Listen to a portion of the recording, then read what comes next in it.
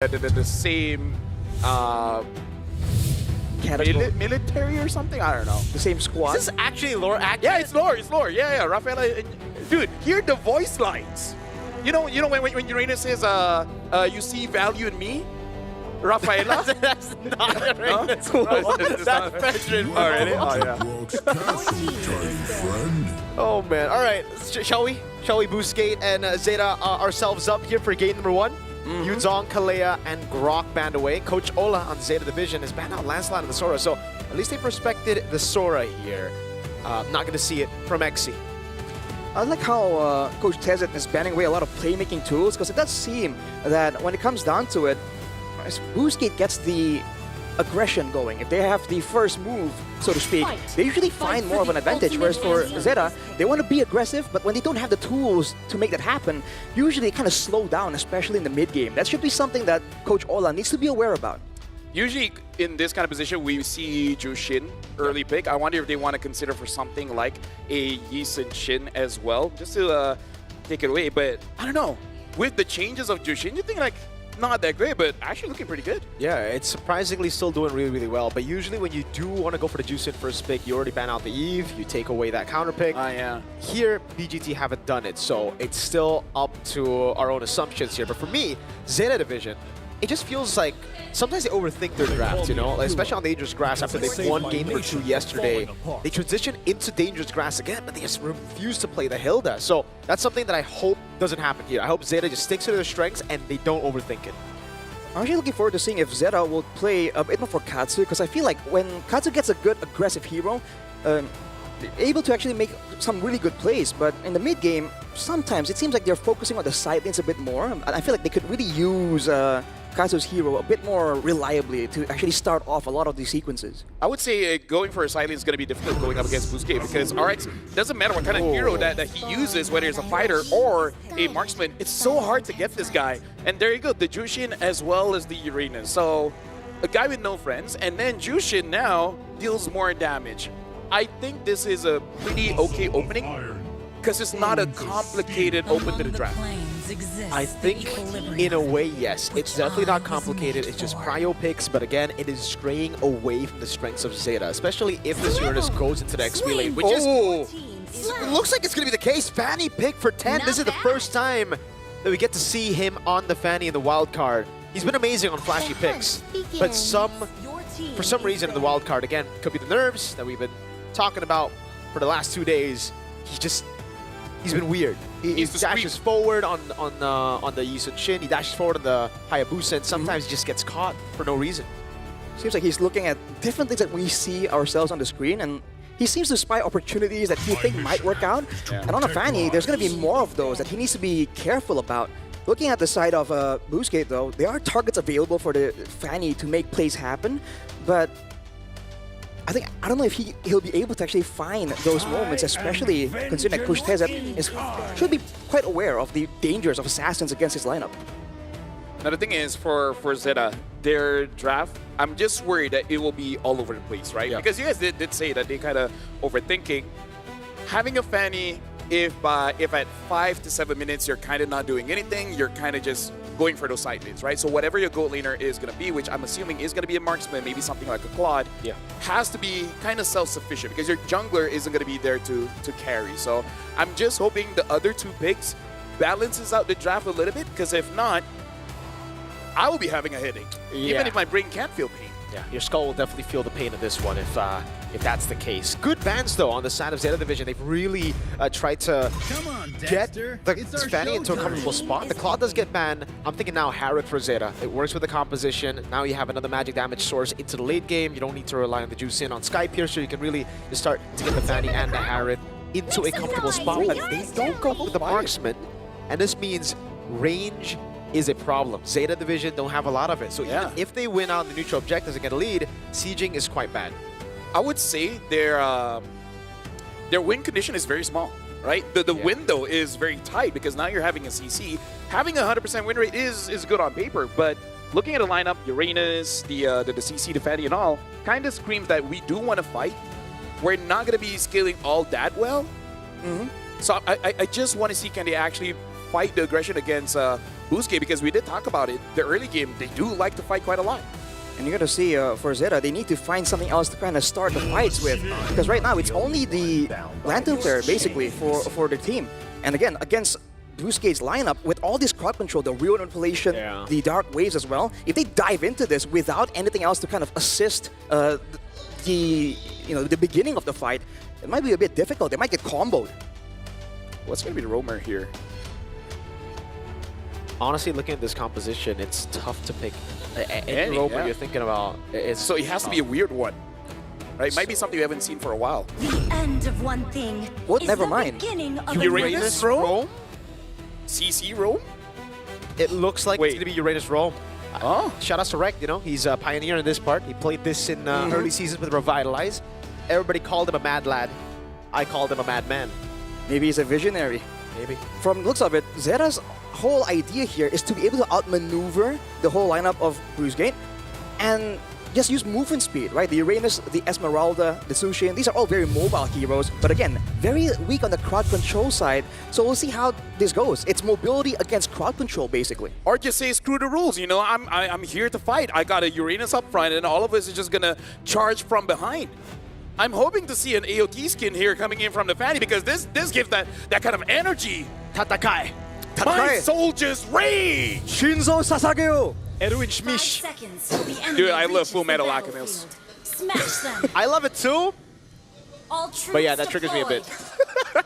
Ladies and gentlemen, welcome to Game 1 here. ZETA Division going up against Boostgate. And ZETA Division, they gotta win a 2-0 to go on to the next stage of the wildcards. That's an anime plot, man. Seriously. Quite literally, right? Being on the back foot, have one moment to really shine.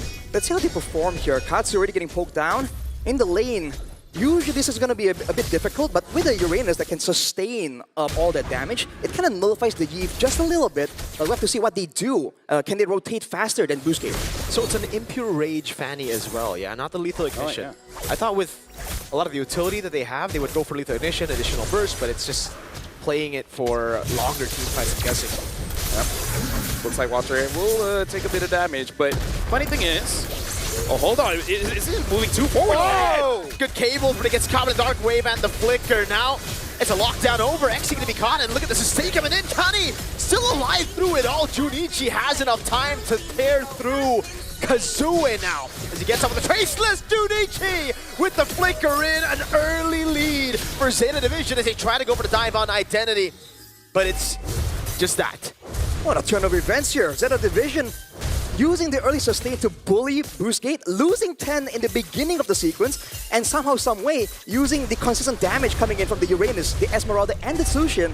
This seems to be the idea, right? They can out-sustain and outmaneuver Boostgate. So now it kind of puts Boostgate on the back foot. They can't really go for these fights without knowing that they can close it out definitely.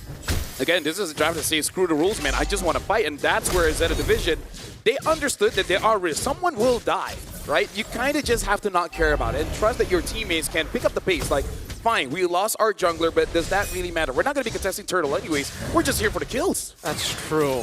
But it is rather concerning here. Junichi going to be ganked to the bottom lane. Just as I was saying, no purple buff on Fanny. I think I would take purple buff on Fanny and 0 kills compared to no purple buff on Fanny and 3 kills start. Well, right now they are starting to Turtle, and ZETA Division actually is hovering around the area, thinking that they might want to try to collapse, maybe hoping for a Boostgate to overextend and maybe get some kind of kill. Yeah, June's going to be back as well. It is the Flying Cloud map, so they can get around the map really quick. ZETA have control. Xe is going to be zoned away by Katsu now, as he puts the Lantern Flare on him. No retaliation on the Turtle. Creep take. Katsu going to be taken very low. Going to go for the Crimson Beacon, now locking them down. The Dark Wave over to Katsu, but he goes for it. No, he keeps on jumping in, and it actually gets him out. Junichi with a double. Now it's Identity caught on the cables as Junichi gets a triple. Man, they're just running over, diving the turret as well. RX can't do anything. The traditional rules of MLBB do not apply to ZETA Division. I kind of feel like for Boostgate, they're having different ideas here, because we saw Kazui, he understands that I'm not going to fight this. I don't care. I'm just going to farm up. I'm a Yusun Shin. If I get an item advantage, I'm going to win. But the rest of Boostgate is like, no, we can fight. What you talking about? It's just ZETA Division.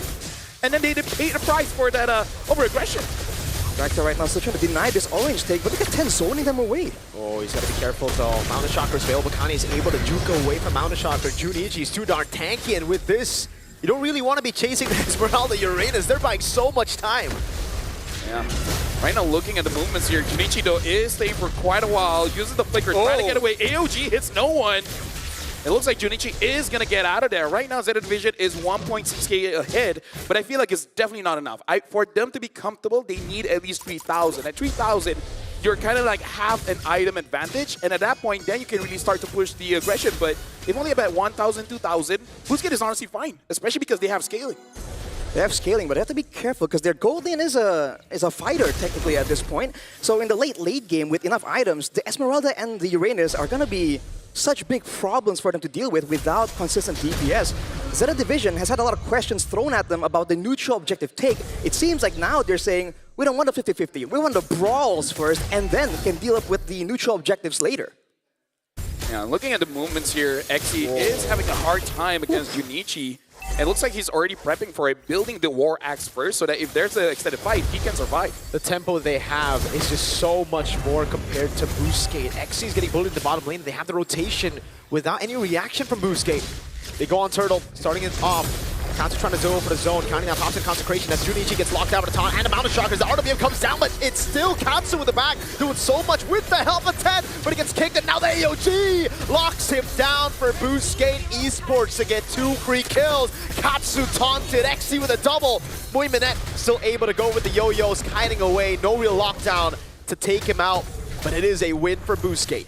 A great adjustment from Boostgate Esports here. In the previous fight, they kind of got forced to clump together, trying to avoid the pick-off potential, the shred from the CC and 10 on the Fanny. But because they do that, they take a lot of damage from Esmeralda and Uranus together. But now they're spacing out, and you can see that ZETA Division are lacking that damage. And here's the thing, ZETA Division, they lack the damage because they made quite crucial mistakes, in my opinion, where number one, they're not targeting the same members. It's very spread out, trying to make it like a 1v1 everywhere. And even 10 made the mistake. Instead of ulting Identity, he actually ulted RX. Seems to be looking for Identity, but again, RX comes in from the side and kind of took the aggro. Definitely needs to be a bit more careful as you take a look at the replay here by our official payment partner, Visa. Oh, look at the movements here. Like, again, like everyone is spread out. You basically have 2 different team fights, and 10 using his ult onto RX. Tanky at this point, and the fight goes through. Yeah, we miss out on quite a bit of action there. 10 still was able to get the purple, but it seems that when Kazooie with a jump in under turret, the taunt is perfect, and Kazooie gets a triple under the tier 1 in the mid lane. Oh boy, ZETA Division falling behind right here. They wanted to use the sustain and the fighter advantage to get early game tempo, but now in the mid game, Boostgate are outdoing them. Wait a second, Minette already used the curtain call. This could be another dive under turret. Kani can rotate, but what is Uranus gonna do? Just stand there. Oh man, Whacker going in as well. He steals the kill. It's okay, kill secure. Yeah, but here's the thing. This is where we talk about the draft, man, because this is a draft that is very risky. Like, it may work every 1 in 20 times in rank, right? But here on the professional stage, where people know how to play around your win condition, which ZETA Division has like, I don't know, maybe one and a half. Yeah, slim window. It's hard to execute this kind of draft. See Vaxxer here trying to find something. RX! We go for the Red Dragon, able to lock him down, but it is Junichi who's very, very tanky. Falling Star Moon, almost an escape, and Kazooie gets the fadeaway kills. Katsu tries to stick away from the real world manipulation, gets out barely. Turtle, though, will be secured by ZETA Division. They've distracted Boostgate Esports. An unorthodox approach here from ZETA Division. It seems like, for the most part, they're really trying to... They really need to just die with the backline before they do something. Xe trying to find something. The taunt as well, the cables came through. Now he's going to go for the purple plums. The current call comes over. The plan seems to be kind of weird for them. AOG in the back, that's a Purify, but you cannot Purify Kazooie's damage. Running through them all. Another double for Kazooie, 7-1 and 6. Junichi's tanky, but against 3, it's going to be very hard to run. At this point, even with the power of friendship, man, I don't see a way where ZETA Division can come back into this game. The only way that they can win if it's somehow Boostgate just tunnel vision and throw.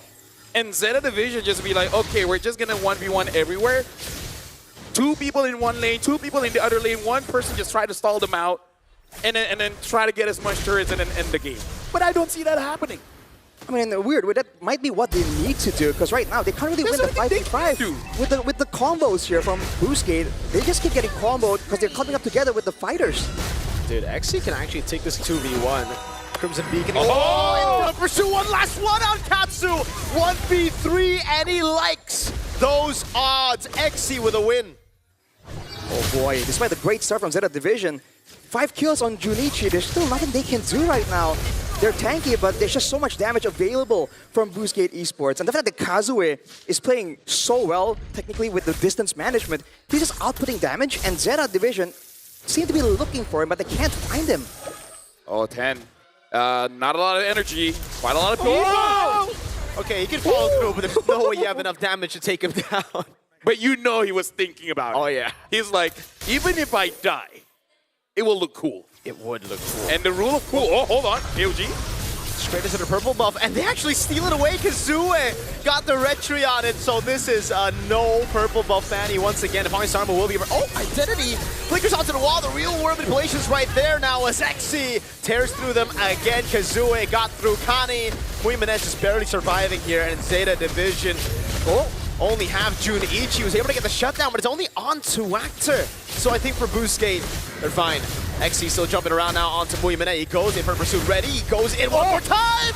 Infernal Pursuit! It's called Eternal Pursuit in the hands of XC because he just can't stop jumping.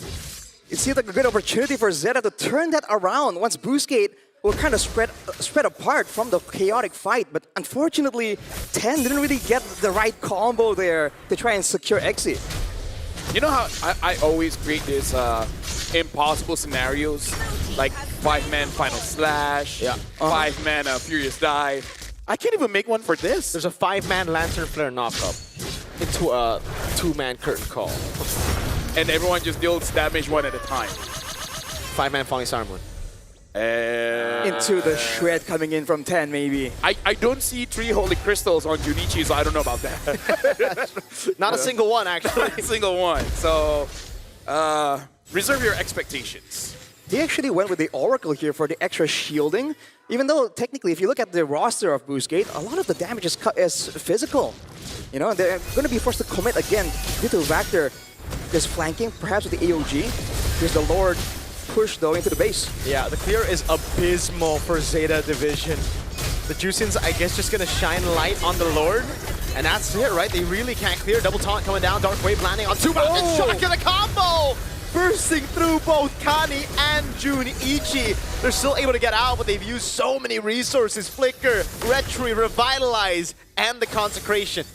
Well, now with the Blade of Heptases, I don't even think you can one-shot Kazooie, because maybe that's... Nah, I think even if you do that, it's way too difficult. Yeah. So you guys know, like us casters, for us to prepare for a tournament, you know, we play in ranked games, test out the new heroes after the patch and everything, and sometimes we test out a draft. I don't know if I want to test out the draft with ZETA Division again. Yeah, I think we'll leave it to ZETA Division for this one, right? Yeah. They do have a chastised Pauldron though, so that's gonna slow down Yisun Shin's attack speed a bit. Yes, and you know what they say, a bit is less than a lot, but it's more than nothing. That is true, man. And maybe that extra healing, the 20% max HP healing when you're low, will help Kani bait out some of these situations. But so far, 8K, almost 9K gold lead for Boostgate. The win condition for ZETA is definitely out of their hands at this point. The ball is in Boostgate's court, and so far they've been playing it pretty well. No real big throws, big mistakes to be seen so far. As of right now, the entire Land of Dawn is Boostgate's court. Yeah, it's purple. They have Yves and purple? Phobius and Boostgate. Oh, yeah. Boostgate's logo is purple, Lafel. Oh, thank you, thank you. What about ZETA Division? You know, black. It's white. Close enough. Close enough. XC just really likes going in against 4 members, and he's actually enjoying it a lot as the AOG comes through to zone them in the back. XC again baiting them all out of the base where they should be more comfortable. RWM over to Kani. He should still be able to get out. Pops in a Revitalize. And that's it, you know, just a little bit of these 2 teams having fun. We're seeing a little bit of potential here from ZETA Division in the sense that if they can't really get boxed in by an AOG or a big crowd control catch, they can actually kite back away from the damage quite reliably. But again, Boostgate, all they need to do is set up 1 or 2 spells to make sure that doesn't happen, and they can get a pretty decisive fight. Dude, Exy just likes this. Dark Wave again on green for the pursuit, constantly into the back. Now goes in again, has it, brings out the Purified Katsu, has to walk away, Exy! On a monster kill, the Mama Shark was able to lock Junichi down, but Exy again is just gonna tear through them. Now it's Jude, and a great kick from RX to put the nail in the coffin. ZETA Division. 1 game loss will send them back home, and it seems like Boostgate will not give them any chances. Dude, at this point, it's not Phobius, it's for Obvious. Get it? Obvious. Anyways, looks like they're gonna end the game here. Boostgate is their 10,000 goal lead, 14 minutes into the game. And congratulations to Boostgate, because at this point, they're secure going to the next stage. Yeah, folks, if you guys did not catch the pre-game, Boostgate just needed 1 game, 1 point, and they are through to the next stage of Wildcard. ZETA Division now have officially been eliminated from the group stage of the M7 Wildcard. And they took that slot immediately in devastating fashion, man. It seemed like initially, with all the kills coming to Junichi, there was a chance, right? But that mid-game, you can see the aggression coming in from Boostgate. And again, crowd control dictates so many things. Where you fight, when you fight, and Boostgate definitely did not allow ZETA any opportunities, especially when they have a say in the matter. You can see XC plotting his revenge the entire game. In the early stages of the game, they just keep ganking him nonstop, and he's just like, right? you just wait, man. Just you wait. When I saw that War Axe, I'm like, okay, this guy might be popping off, because you can see even Mercury, like, that is probably unnecessary, but at the same time, for him, it's super necessary. It's super necessary indeed. Those last few hits after you knock an opponent down, those are the beautiful shots. Yeah, and if the ref is concerned about it, you gotta stop the situation. And right here, there's no ref in the land of Dawn, so Boostgate just kept going. Well, I'm pretty sure the marshal's like, should we pause? should we ask him to calm down? Should Ola throw the towel in? Yeah. What's gonna go on here? But yeah, that's it, man. Especially after the Queen Swings, LaFell. Yeah. He was just, all right, I can take you guys on. Dude, having that War Axe, again, like, the spell then got nerfed, sure, but that's one of those items that it gets better as the longer the fight goes. I'm pretty sure he got max stacks in, like, what, in 3 seconds? And he just keeps on jumping, and it's like, what you gonna do about it? You have no shred. Like, you got a CEC, but big whoop, you got yo-yos. I eat yo-yos for brunch. Is that how this... Breakfast is more of a roti canai thing, but brunch, yo-yos. I mean, the fact that ZETA Division were looking for those fights in the jungle, in the narrow corridors, it did not do them any favors, dude. That every time a dark wave comes up, you're like, ooh, oh no. And you just see everyone knocked up. They were It's like a excited. concert. Yeah, they all jumped for it. Woo! You want to do a dark wave? Like, this way? Yeah. Oh, is it because I'm This way or dark? this- I understand you guys are fair, but why am I the dark? How do you know you're dark if you're colorblind? I believe. Plus, Eterna keeps reminding me. She is... Do you know Yeah. that your skin tone is not like Merkel? I'm like, oh, what? She said fair. that. She said that. Dude, Eterna said so many things to me. You want to hear? Yeah. Okay, like, you know, there's this one time. And let's look at the items, right? I don't know if she's still here or not. If she's home, then we can talk all we want. Yeah, either ways, this is the MVP by Real Me. And again, plotting his revenge, man. Axie 8, 2, and 10, 100. Yeah. 111,000 total damage on the Phobius. That's a lot of damage. And I was honestly about to report him after the game because like he's flying too much. Turns out they were drinking Red Bull behind the stage, and also it makes sense. They get wings on top of the Queen's wings. That's double wings, bro. He was blind. He was flying, I yo. was flying more than 10.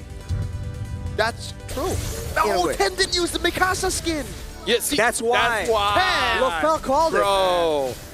The power of anime is critical here, and unfortunately, it wasn't available. Look at these early fights here, the highlights from earlier. You saw that Junichi, again, all this AoE damage allowed him to get so much value, but I feel like right here, again, in the neutral objectives, in some of these skirmishes, it just didn't go their way. They didn't use the fighters to dive towards the damage dealers, and unfortunately, once Kazue and Identity got some items, it just went south for ZETA Division. The thing about the draft here coming in from ZETA Division, kind of like our payment partner, it's all about those details, right? You want to make sure that every little thing does well, but just messing up one team fight, honestly. Mess up one team fight, and then that's it. You're done. The marshals are already waiting for your signature, right? So, yeah, this is not the kind of draft that you really want to use in a game that you could potentially like move up from your groups, right? I understand cheese sometimes can do well, but what kind of cheese is this? Is it Gouda? Because it wasn't Gouda enough. No, it was definitely not Gouda. It's kind of like the cheap cheese you get that molds and you don't put it in the fridge right after you Green go cheese? back. Green cheese? Blue cheese, was it? Oh, there's blue cheese? Yeah. Wait, which cheese am I looking at? Right now? Yeah, because, yeah. And I was doing the plan because it's not Gouda. Yeah, I know. Yes, we noticed. We caught on. It's just Oh, that's that was why good. That was good. yeah. That was a 10 out of 10. Oof. Because ZETA have 10. Yeah. And they were the ones attempting the cheese. Yeah. Even though they had katsu and kani, they decided they want dairy. They needed a bit more cheese to go with their meal right now. Katsukani, is it a bit bland? I think they loaded up in too much protein. There's no balance, you know. You got your calcium, you got your protein, not enough carbohydrates, I see. right? So you need like a guy called Gohan. That means rice. Oh really? Oh yeah. So if they had a player called Gohan, you know. Well, we can consult them after this, but we got to look at the items here, especially for Xe, because the way that he itemized this kind of shows the strength of a Phobius when you're not facing like say a Lunox, a carrier, or anything that can really shred you out. Yes. With a War Axe, you don't always see War Axe on a Phobius, but if you're pretty sure no one can burst you out, it's an amazing game for a Phobius. He was beating ZETA Division at their own game, right? They wanted to try and use these fighters and just out-sustain you, but he just went with the more aggressive route of having sustain through damage, right? And just like that, when they were trying to, brute force their way through him, he just started decimating everyone, 1v3, 1v4, and because of that, ZETA were just focused on him the whole time, and they still could not take him out. It's just the coach saying like they punch you just punch harder. Yeah, for sure. And for ZETA, it's just like also, on top of the fact that they were lacking damage, Fred, against the Phobius, they were lacking CC, right? They were kind of an all-in composition, and against a Phobius, if you have no CC, yeah, you definitely saw what happened there. He kept on jumping. There was no... nice. We got 6-9 and 6-7 here. Nice. I would say a roamer that I was thinking about, but I didn't have time to say because they did pick it up fast. I was thinking of Minotaur. Ooh. Minotaur might have been able to work. Against his dive, it makes sense. Like, the only guy you wouldn't be able to fully catch would be the Eve. Yeah. And then reduction. But meaning to say, like, I honestly don't mind, right? Tigreal, Akai, Atlas, Minotaur, anything. Just maybe not Uranus. Yeah. Because we already talked about it in the pre-show. Because I live in tomorrow. I know what's going to happen. That's why I already said I didn't like it.